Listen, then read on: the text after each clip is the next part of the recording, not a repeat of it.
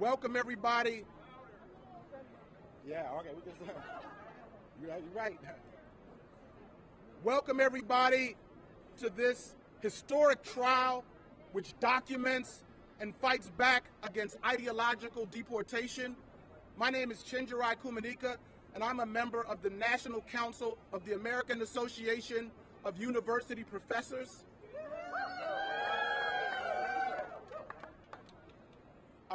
Today's press conference is going to be led by Ramya Krishnan, who is, the lead counsel for the plaintiffs and representing the Knight First Amendment Institute.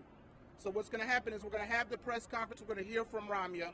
There'll be a Q&A, and then we will transition to a rally. And with that, let me bring on Rubio.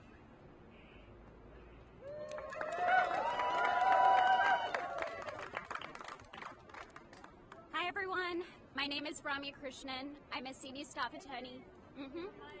I am a senior staff attorney at the Knight First Amendment Institute, and we are here today to represent the American Association of University Professors and the Middle East Studies Association. We're gratified to be here at court for this historically important case, arresting and threatening to deport non-citizen students and faculty for engaging in lawful political protest is a practice we associate with authoritarian regimes. It has no place in a democracy like ours. The reason we're here in court today is to end the government's campaign of retribution against students and faculty who are engaged in pro-Palestinian advocacy. We heard today from members of the AAUP and MESA, Professor Megan Hiska of Northwestern University and Professor Nadia Al-Ali of Brown University. We heard from them about the effects of the government's policy of ideological deportation. We heard how the policy is working as it was intended to work. It is terrorizing students and faculty, and it is silencing plaintiffs and their members. I want to thank Cher Tremonti, our co-counsel, who was in court with us this morning. And I want to say that we're honored to be representing the AAUP and MESA in this case. I'm happy to take questions. My name is Ramya, R-A-M-Y-A, Krishnan, K-R-I-S-H-N-A-N.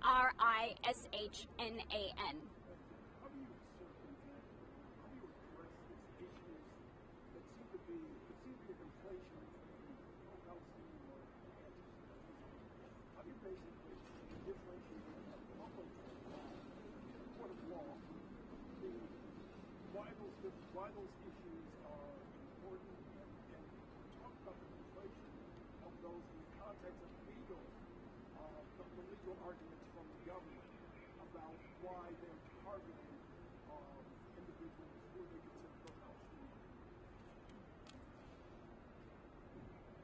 In describing their policy of ideological deportation, the government has again and again conflated legitimate political protest, pro-Palestinian, anti-war speech with support of Hamas and anti-Semitic activity. And it has done that to suggest that this speech somehow poses a threat to national security. Those claims have been entirely unfounded. When, for example, the government talked about the arrest of Mahmoud Khalil, it asserted that he was aligned with Hamas, but it provided no basis for that charge, and it has provided no basis for the accusation that any of the students that it has arrested and attempted to deport pursuant to this policy have any association with Hamas. But to be clear, all of the speech we're talking about is at the very core of the First Amendment's protections. And that is why that this policy violates the First Amendment. It discriminates on the basis of viewpoint. You talked about, in light of the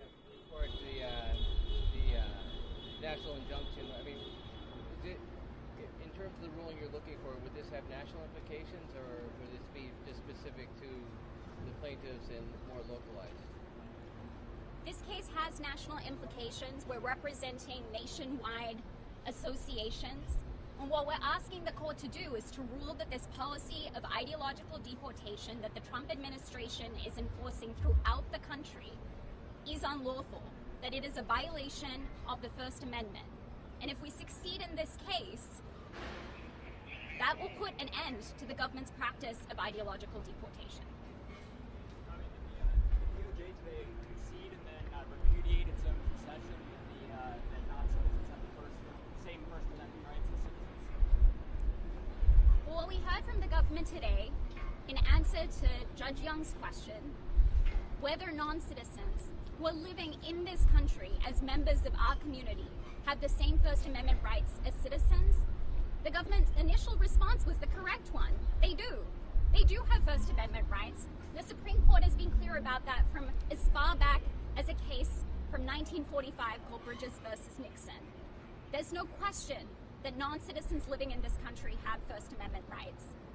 It's true that the government tried to walk that back, saying that things were more nuanced, but it didn't explain how things were more nuanced, and courts have been clear in every single case involving these non-citizen students who are being arrested and detained based on their First Amendment protected advocacy. The courts have been universal in their pronouncement that their expression is protected by the First Amendment.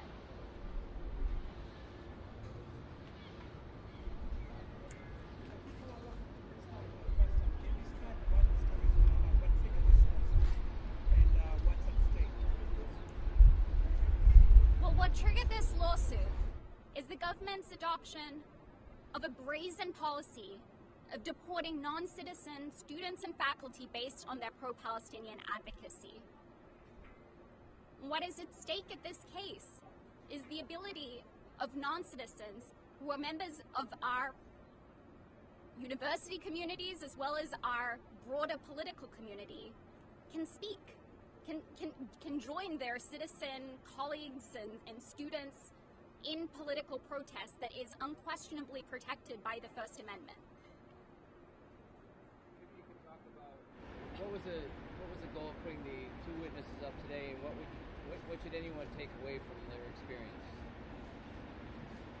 Well, what the public and what the court heard from our witnesses today is about the powerful chill that the government's policy has cast over university communities.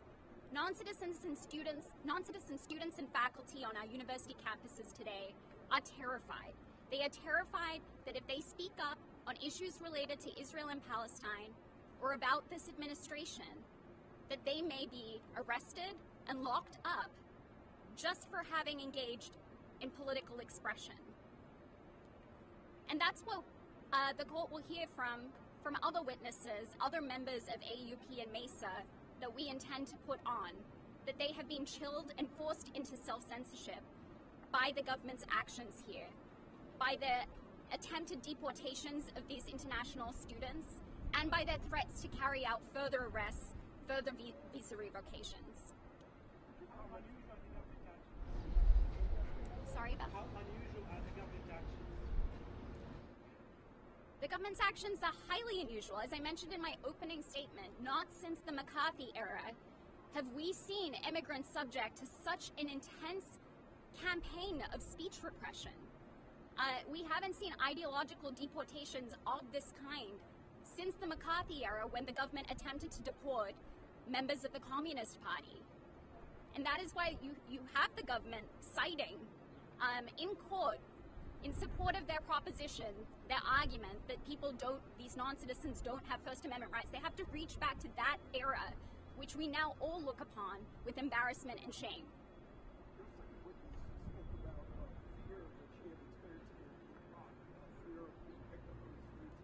Juxtapose that fear with what she was fearing in the United States. What protections are being afforded to your witnesses, given their fear of the United States retribution, even testifying? What are you assuring them? Well, the court, in its orders, has assured the witnesses participating in this case that his courtroom is a safe place He has issued an order prohibiting any retaliation against any of the witnesses in this case from any quarter. He's been absolutely clear on that. And it is because the court has provided that assurance that these extremely brave and courageous non-citizen members of our clients have come forward and testified in this case. And they've done so because they're afraid that if they don't speak up, the government will continue its campaign of retribution, catching and sweeping other non-citizens into its crosshairs.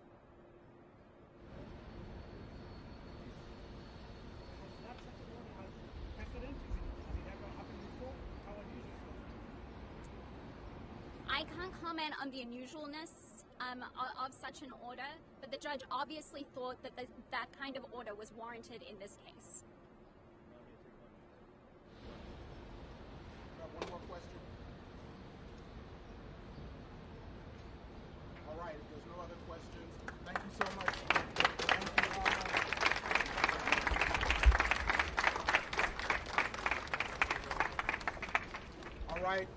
Thank you, all right. Thank you very much. We're so inspired and grateful. You know, another big round of applause for the Knight First Amendment Institute and their leadership in that. Thank you to all members of the press. We're now transitioning into our rally. We're closing out the press conference and transitioning to our rally. Mic check, mic check. Everybody hear me? All right, y'all, let's let them hear. Up, up with education. Down, down with deportation. Up with education. Down, down with deportation. Up with education. Down, down with deportation. Up with education. Down, down with deportation. Up with education. Down, down with deportation. Up with education. Down with deportation. Now, when I say higher education, y'all say hands off. Higher education, hands off. Our students, hands off. Our community, hands off. Scientific research, hands off. Academic freedom, hands off. Our universities, hands off. Free speech, hands off. Free speech, hands off. Yeah. The students united will never be defeated. The students united will never be defeated. The teachers united will never be defeated. The students united will never be defeated. The people united will never be defeated. The people united will never be defeated. The people united will never be defeated. The people united will never be defeated. When higher education is under attack, what do? Stand up, fight back. When our students are under attack, what do? Stand up, fight back. When academic freedom is under attack, what do? Stand up, fight back. All right, all right, all right. You know how we do.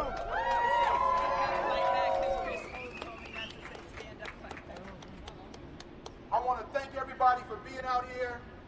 It's time for us to fight back. It's right. In this case, it's historic. This trial is historic. And I'm so glad that we're in this moment. And I want to be really clear. Once again, my name is Chinjira Kumanika, and I'm on the National Council of the AAUP. And I want to be really clear about this. I'm speaking, partially on behalf of our President, Todd Wolfson, and all our chapters and everybody, our whole communities. And I just want to say this. This case is not just about immigration. It's not just about higher education and academic freedom.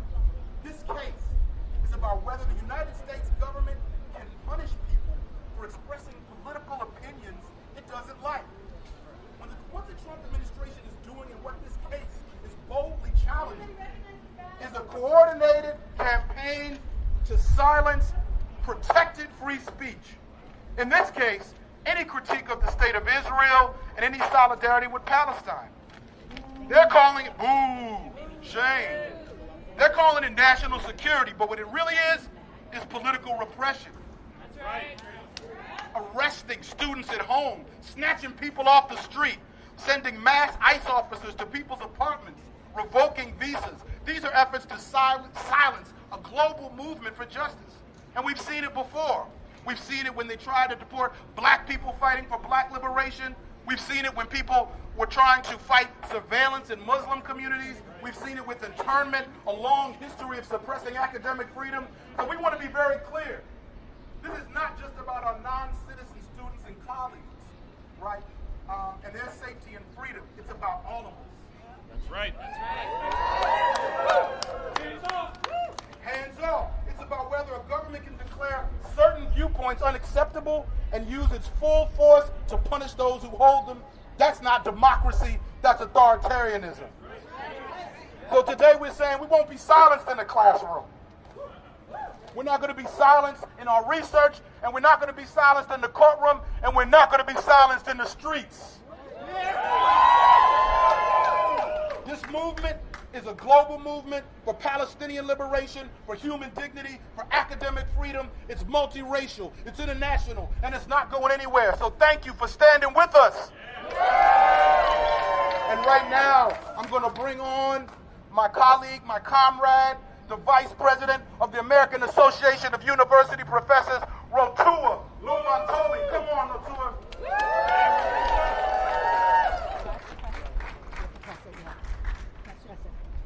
Can you hear me? Thank you. Okay.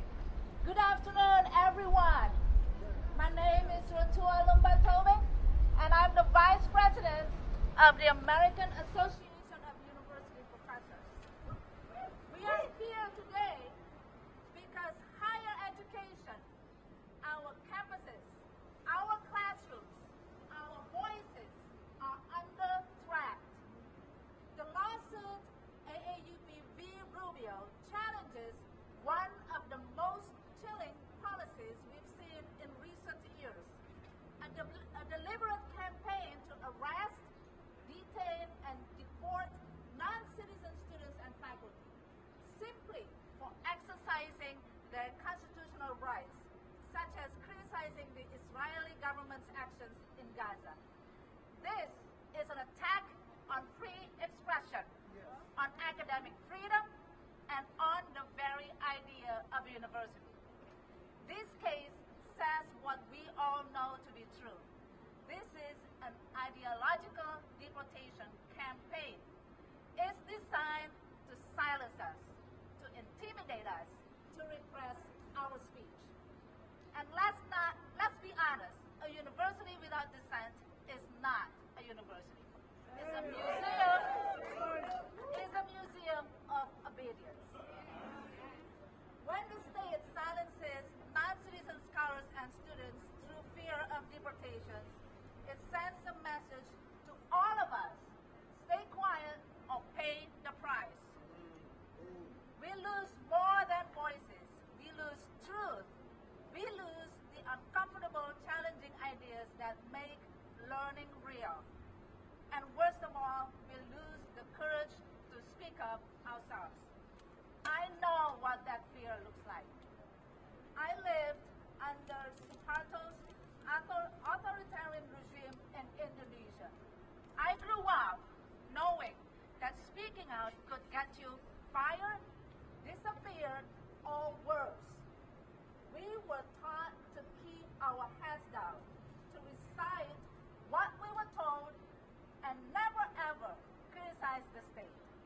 So believe me when I say I know this. I've seen where this leads. And AAUP, along with all our coalition partners, and indeed along with all Americans who care about freedom and human rights, and some of them are here right now, won't allow it to happen here. Because today is non-citizen scholars, tomorrow is anyone who questions power. That's how repression works.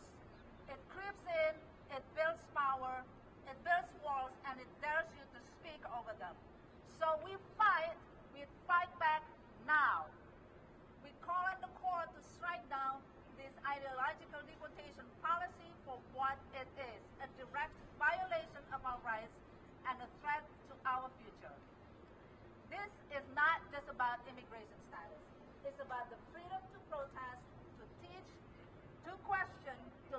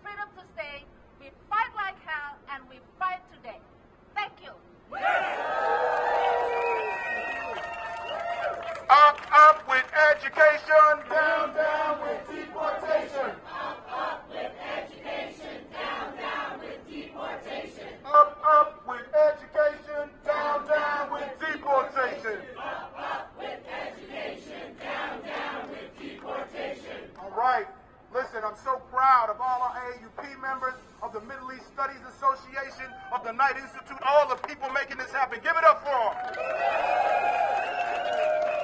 That's how we get strong when we fight together. And coming now to speak to us is a comrade I'm so inspired by. Please welcome Jessica Tang, president of AFT Massachusetts. Come on through. Good morning, everyone. So my name is Jessica Tang, and I am a middle school teacher, a civics teacher, and a history teacher. And I'm also proud here to represent the 25,000 members of AFT Massachusetts. We represent pre-K through higher ed, and we're so proud that AAUP is an affiliate of the AFT as well. And so I'm here because we know that what higher ed is facing is not happening in isolation of what's happening across the country. Whether it's our pre-K through 12 classrooms. So for example, we've also seen the silencing of free speech and reteaching real history and truth. We've seen here in Massachusetts actually one of the highest rates of book bannings. It's not just happening in places like Florida or Texas. We see people being asked in Iowa to take down posters that say things like, "Everyone is welcome here." Since when was it not okay to make a statement that everyone is welcome here in a school or a college or a university? That's a problem. We just celebrated July 4th, where we are trying to escape tyranny and celebrate our independence.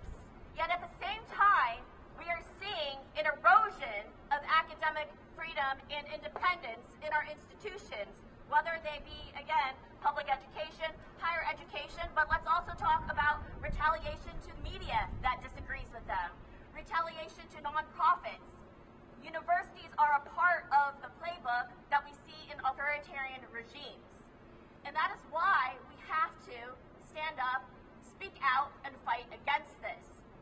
And I'm really proud also to serve with AAUP President Tom Wolfson on the AFT's Resistance Committee. You all, my friends, are an important part of that resistance movement right now, right here today. Because if we don't stand up and speak out, first, it might be going after students who disagree about, who the government disagrees about their thoughts on Palestine. But what next? What will be the next thing that you can't talk about or can't speak about?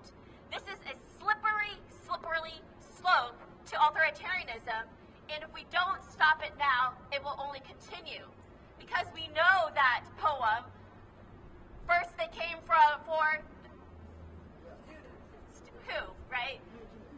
All the different people, right? I was going to do the whole quote, but I won't do that whole. But that's where the saying comes, right? We know first they come from one group, then going to come for another, and if we don't speak up now, there will be no one left to fight back, and that is why we must fight back.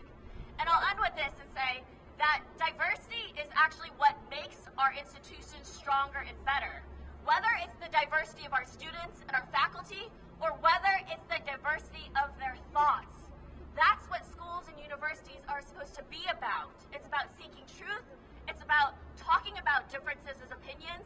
It's about discourse, and that is all fundamental to democracy. And so, yes, this is about protecting our students and our faculty and those who may not have the immigration status that they should safely be able to count on. But this is bigger than that. This is also about our democracy, and that is why we must continue to stand up, fight back. Because what we also know from history is that when we fight, we win. When we fight, we win. When we fight, we win. We must keep fighting this. Thank you. Yes, yes. All right. When we fight, we win. When we fight, we win. You know, I'm so proud to be in solidarity with AFT because I know when we combine our power, we become unstoppable. And you know, I'm not only a member of the National Council, I'm a member of the NYU AAUP chapter. You know, leaders in our AAUP like Andrew Ross, Rebecca Carl, my colleague Sonia, my colleague Anna, you know, they were fighting the fight when it wasn't when the authoritarianism wasn't as clear.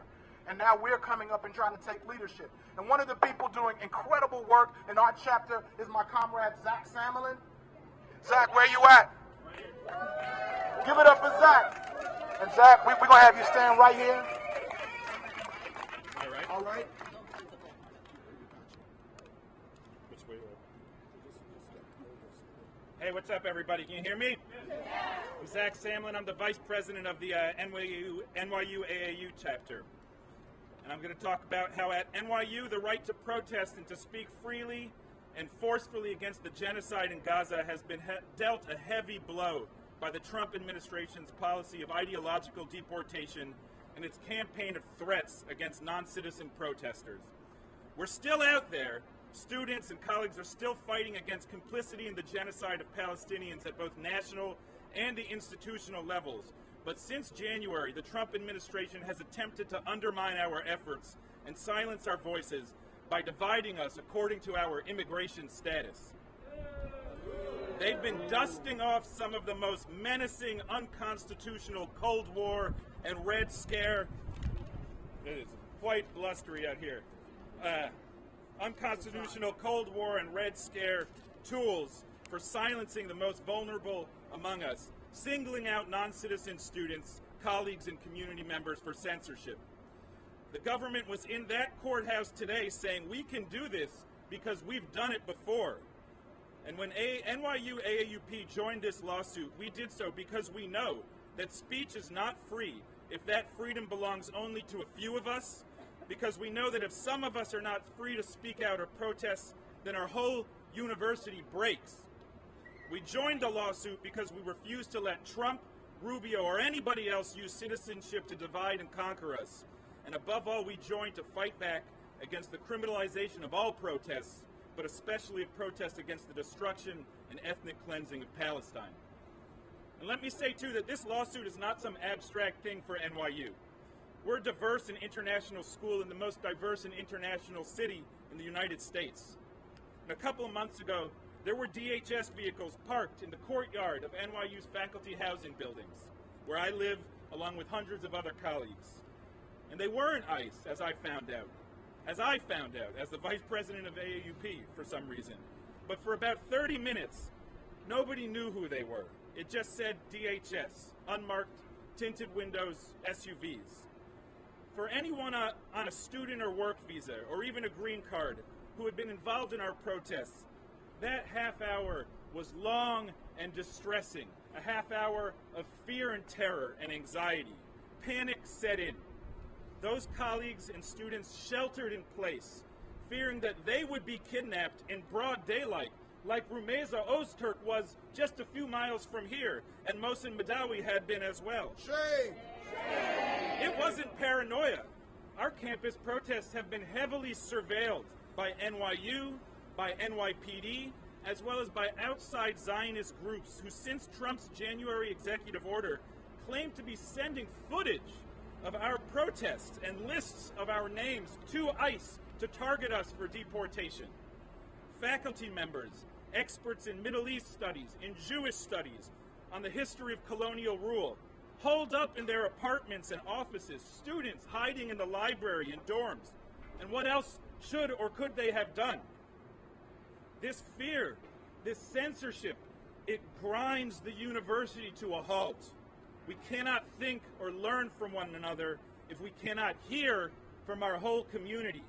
We don't have academic freedom or freedom of speech if some of us are living in fear of saying or thinking that which we've been forbidden to say or think. Over a century ago, the United States government succeeded in doing to Emma Goldman what they are trying to do to our students and colleagues today. They criminalized her political speech and targeted her for her activism.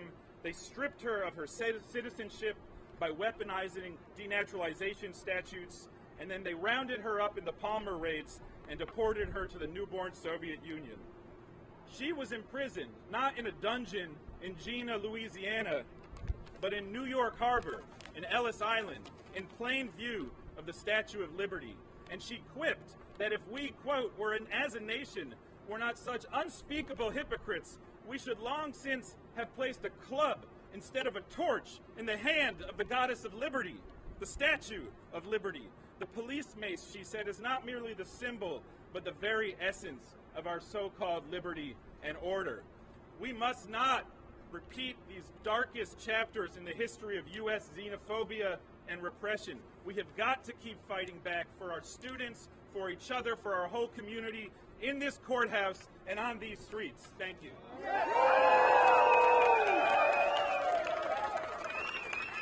Where's Carolyn Light? Carolyn Light, come on and join us. When our communities are under attack, what do we do?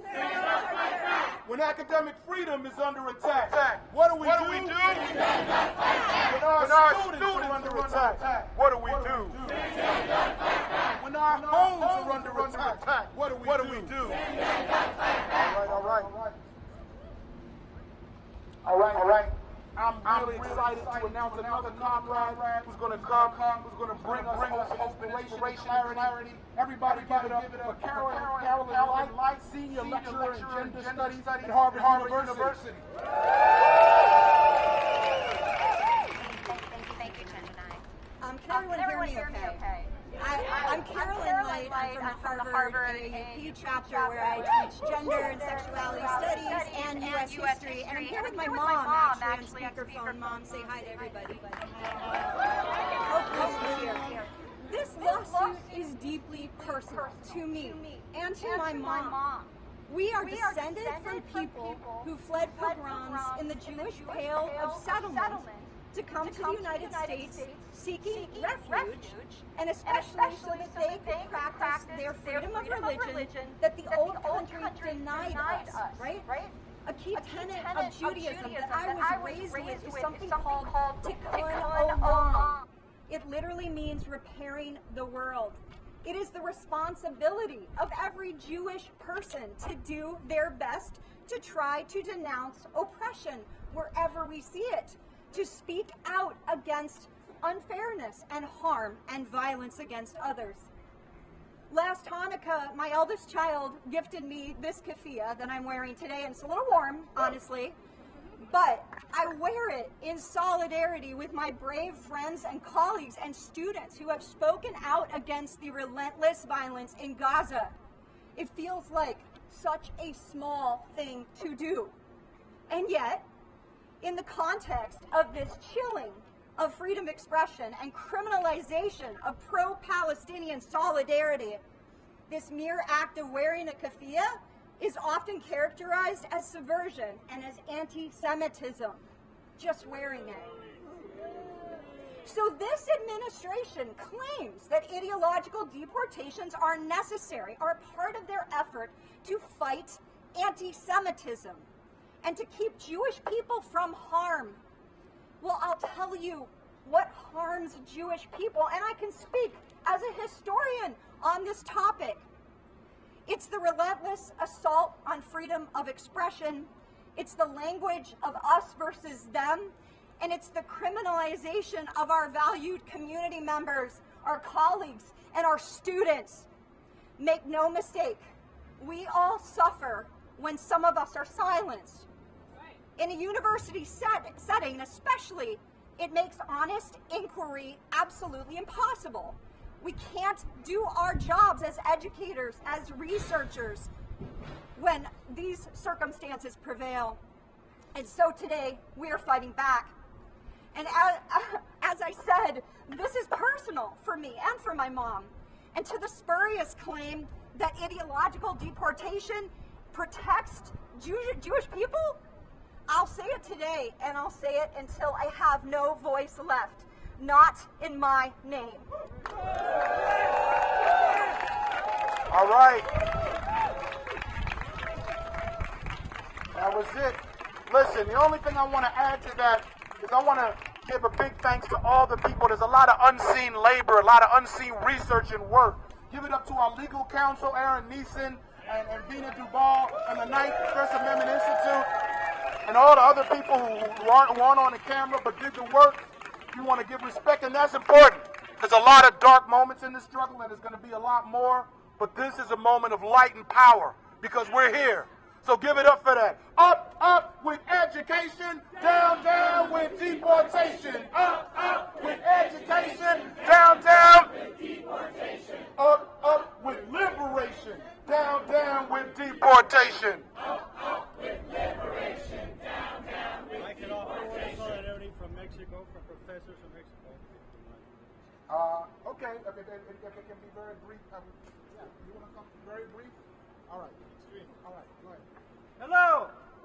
Introduce yourself. Nevin Siders Wolf is my name.